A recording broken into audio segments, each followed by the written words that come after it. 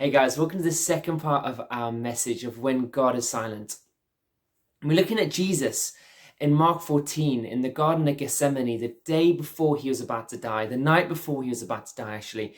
When he is feeling anguished, he knows he's going to die, he knows what he's facing. And this picture that's painted by the text is of someone who is full of anguish, someone who is sweating blood. He is so stressed out with what's going to happen. And in the story, he says to the disciples, can you stay with me and pray? Can you stay with me and pray?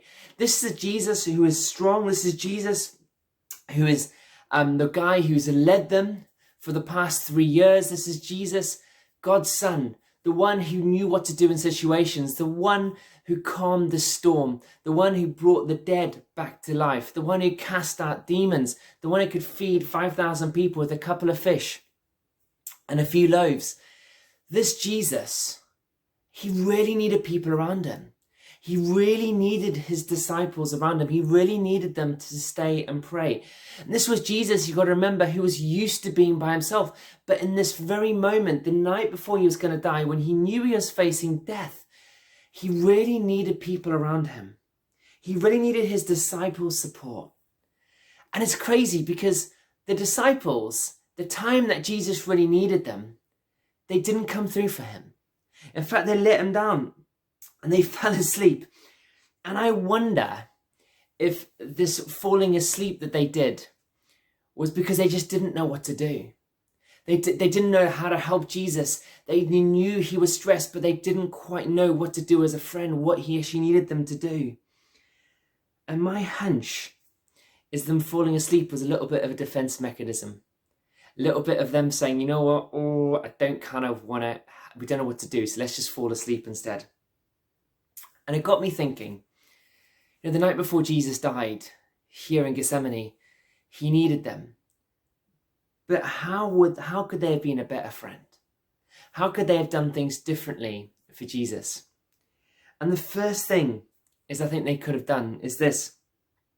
I think they could have just learned that it was okay just to sit and pray with Jesus. They didn't need to pray out loud. They could have prayed quietly, but that Jesus just needed them with him. Jesus just needed them to sit alongside him. When my youngest child, when she comes back from school sometimes, she's just stressed. I don't know, the latest spelling test she has, or maybe her friends were pulling her pigtails and she was really stressed out. The sort of things that bother you when you're 5 years old. And the thing I've learned is this: when she gets back from school and she's tired and she's stressed in her own world of stress, all she needs me to do is just to sit with her. I don't have to do anything.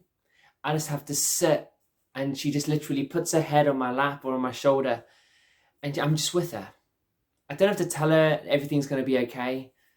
I've just got to hold her. I've just got to be with her. And I think sometimes as human beings, we can be really frightened of silence. We can be really frightened of being there with our friends and just not saying anything. We feel like we need to do something. We feel like we need to resolve the situation. We feel like we just have the right words to say. And the thing that I've learned over time now is that sometimes it's not about what you say.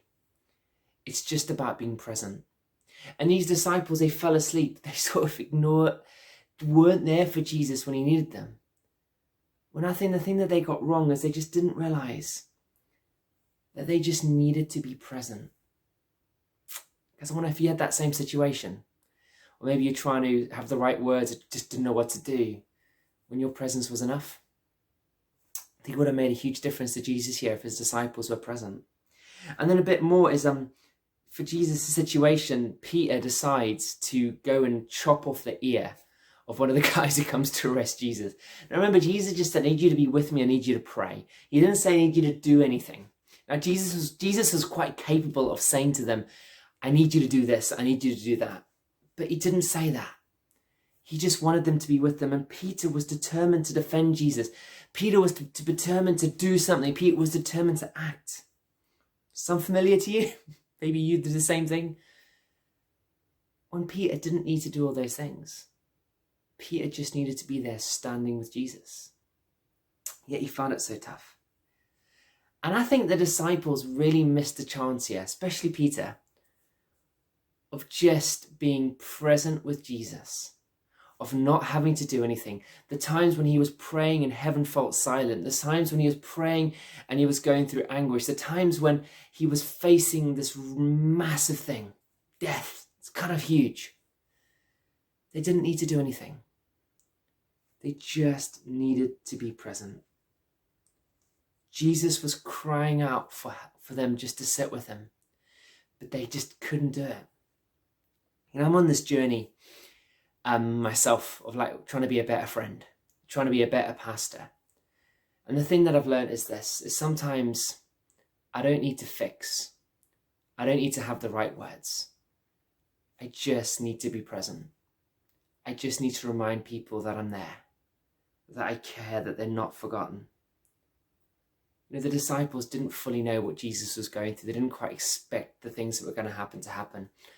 And actually, it's probably the same in our life. We don't fully understand what's going through in people's lives when they're going through hardship. We don't fully understand what it feels like, even if we've been through a similar circumstance. And sometimes we don't have to have those words. Sometimes we don't have to quote Romans 8:28. Don't have to say everything's going to be fine. We don't have to say, you'll look back in 5 years and you'll see what God has done. You know what? People don't really care about 5 years' time when they're going through a hard time. They just care about now. And sometimes we don't have to give those like just loose words. But sometimes it's learning just to be there. Just to stand alongside, just to have empathy with our friends. Just being prepared to be present. I'm going to put a link below to a great video by Brené Brown, which sort of talks about having empathy and just being present in people's lives when they're going through a hard time. And I think it's something we need to learn, especially when we look at Jesus here. He got really upset when his friends just weren't present. And guys, I want to encourage you. Who can you be present with? Who is there in your life that when hardship comes, you don't have to say anything, but you just have to say, I'm here, and just sit with them. Just to close, I'm reminded of a story of a young lad who was in bed at night and he was crying, he was really scared, monsters and all sorts of things. And his mum comes through to him and his mum says, don't be scared, don't worry about it. Jesus is here with you. And the young lad turns around and goes, that's great, mum, but I want Jesus with skin on. And sometimes we just need to be Jesus with skin on to people who feel like God is distant.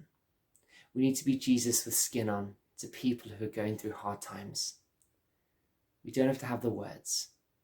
We just have to be there ready to listen, to empathize, and to show them that we care.